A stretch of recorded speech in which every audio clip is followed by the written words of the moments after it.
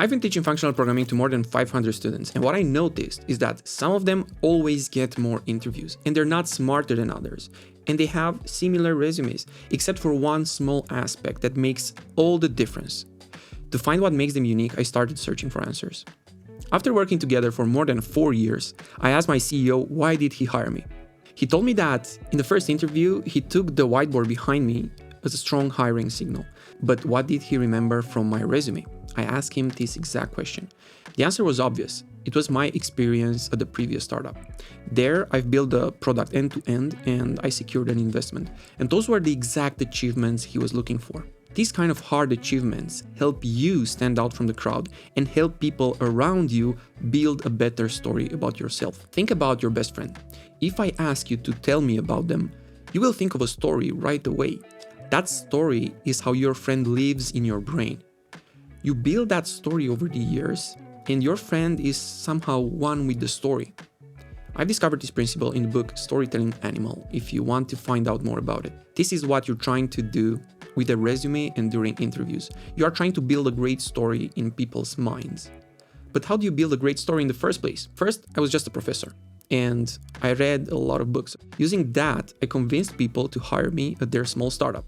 Then I convinced people from a bigger startup that I was the right fit. I gradually increased the hardship and got to solve harder and then even harder problems.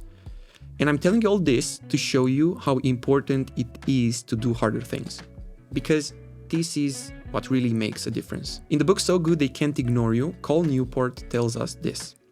Don't chase passion, do hard things and build valuable skills, so that passion naturally follows. Reading this book early in my career got me the right mindset to gradually grow my appetite for hard problems. To build rare and valuable skills, you have to do hard stuff. Stuff that most people don't do. Also, hard stuff is a very good proxy that employers use to measure your resistance to hardship. If you ran a marathon, your resistance to hardship is pretty big, and you're most likely to survive a stressful environment. But there's another, more important benefit of doing hard things. Because your brain stores your own identity as a story. And as you do harder and harder things, your story evolves, and you together with the story.